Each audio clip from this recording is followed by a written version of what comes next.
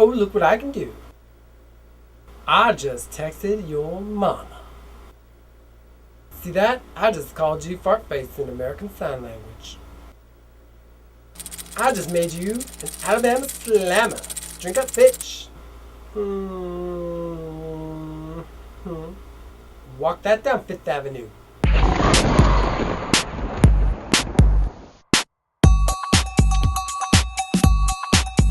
Hi, Lafayette.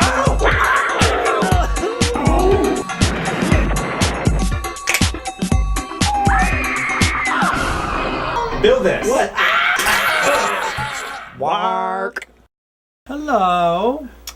And welcome to Blood Work, the True Blood video recap blog on campblood.org. I'm Andy. No, I'm kidding. I'm Brian. First taking point is Bill. Way to go, man! You got fired up. You beat Coot's ass. Got out of there and ran right back to Suki. You homed in on your senses and got there lickety split. Too bad the bad guys were right behind you. Bill didn't like it when Coot told him to suck that dick. But we liked it. Yeah. I liked when Bill called Lorena a toxic cow. You backed yourself into a corner, you toxic cow. Now she's like the lone wacky girlfriend invited to the house on Fire Island. All these guys flirting with each other in front of her, and she's just kind of like swanning about in like evening gowns, and nobody's paying any attention to her. I feel bad for her. But yeah, Bill's hot on the, he wouldn't help Tara. Yeah, he's like, no, I will not help you. No. When it's in French, you're gonna be like, no.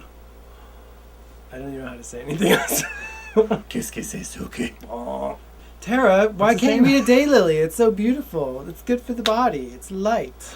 I love that Talbot thinks that humans eat pretty things. On the blog, after the first episode of the season, I said I was basically planning on ignoring the entire Franklin Tara storyline because I hated it. Well, it's my favorite storyline on the show. It's like this crazy, over-the-top soap opera. Oh my gosh, she had like the ruffled gown, like running through the grass and the giant mansion behind her. She's stuck in like a Hammer movie, and oh my god, it's hilarious. She's in a totally different show as everyone else. I love it.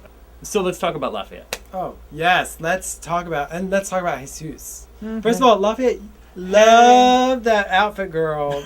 I love that little Chinese sleeveless number. Mao Zedong realness. That was some Mao Zedong realness. And Jesus looked mighty good in that polo shirt, I must say. He did. Jesus has got it put together. And Jesus sat there for like 9 hours. Maybe he's a little crazy. Yay, finally, that's great. And I hope it lasts at least for just a little while.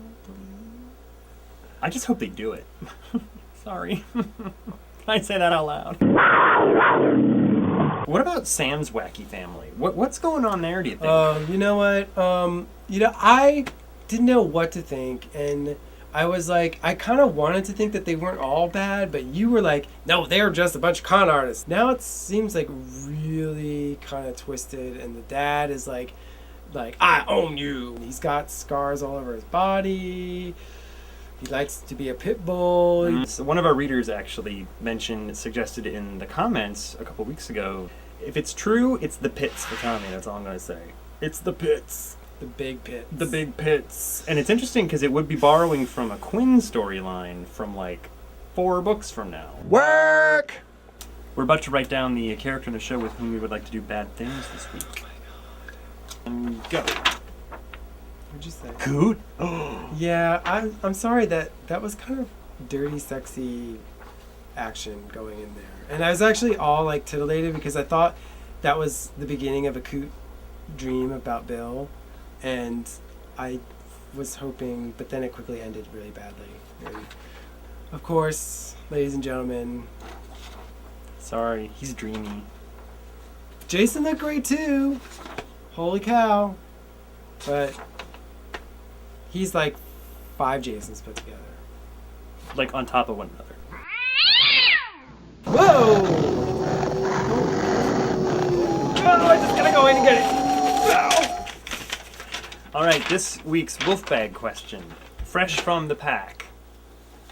Where was it? It comes from Mallory WB. If you had to kill off one character from True Blood, who would it be and why? Hooray. That's very easy. Sookie Stackhouse. Now Because I want her life.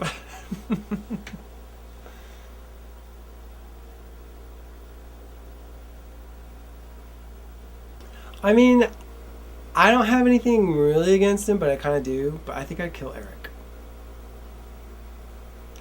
We look forward to your letters. No, actually, if I had to kill off a character, a central character, now, I hate to say it, it'd be Jason. Because he's just not doing anything. It's impossible to imagine any of the main characters not being on the show. I mean, even Jason. No, he's fun, he's great, he's a great actor. It would suck right now, with any of them gone. Mallory, goddamn you for that horrible, awful question that we had. Thank you, Mallory, answer. for ruining our marriage.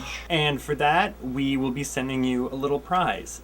So, just make sure to drop us an email with your address and we'll get that off to you. And if you would like your marriage-ending question to be considered for the Wolf Bag next week, you can tweet us at @AndySwist or at CampBloodBuzz, or you can drop a comment in the comment section of the blog. Whatever. No, she did all right. You know, she told Alcide, she was like, stop this, I'm not going to die because of your crazy girlfriend or a Mississippi pothole. She rushes into Bill's arms. Maybe that would be my only Sookie moment. It's just instantly jump back into Bill's arms. Oh my God, Bill! Oh, which I have to admit I would do too. But you know, there was after he broke up with you on the phone. Yeah, that was a little weird. That was maybe just a little too quick. So, what did you think about her using her Iron Man hands on Coot? I think it was a self-defense trigger. Like, it happened with Marianne when she was like, thought she was being attacked, and I mean, she obviously doesn't know how to control it yet. It's obviously some kind of light beam or fairy fire, for lack of a better word. It's maybe it has something to do with sunlight, because way back in the first season you see her lying on the porch and glowing. She's sort of glowing, and the vampires in the room didn't seem like offended or harmed by it in any way, because maybe she felt Russell was laughing with delight. Russell loved it. He was like, no!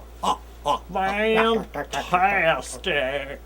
When Debbie Pelt was in Alcide's living room and like freaking out, and every time she would threaten Sookie would actually step closer to her. Did you notice that? She would kind of like, she was like, dip my nails in the Vaseline. I was gonna say, you gotta put some Vaseline on before you get up to a girl like that. Take those earrings out.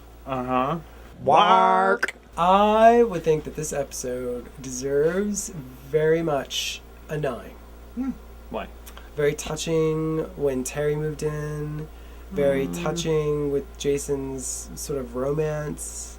It was touching with Lafayette and that romance. It was touchy when Sookie ran to Bill. A lot of touching going on in here. It was just all touchy. Oh my God. I would give it a 9 as well. I thought it was a good episode. We're on the same vibe. I've been having so much fun this season overall. I'm really liking the 75 billion storylines going on in once thing. I think that's working. And the writing is just punchy and fun and weird and wacky. The whole Russell Edgington thing, like, every week they introduce some new horrible thing that he did. Like, they're like, oh, he's the king of the vampires. Oh, he was a Nazi. Oh, he killed Eric's dad 400 years ago. Like, oh, he invented Velcro. Like, oh, they're gonna blame him for everything. There was no Pam this episode. We needed it. Well, Pam's in trouble, right? I know. But stop flirting and get back there, Eric. 2 claps around the world and back. So, thanks for joining us. There's tons of stuff on campblood.org and andyswiss.com. The new Jessica paper doll went up this week. There's Bloodwork t-shirts and computer skins and iPhone skins and coffee mugs with Humbert and Wheezy on them that are really cute. Please check them out. We think they're really fun. And we'll, of course, be back next week with the new episode. So have fun. Be nice. Be kind to animals. Get your pet spayed or neutered.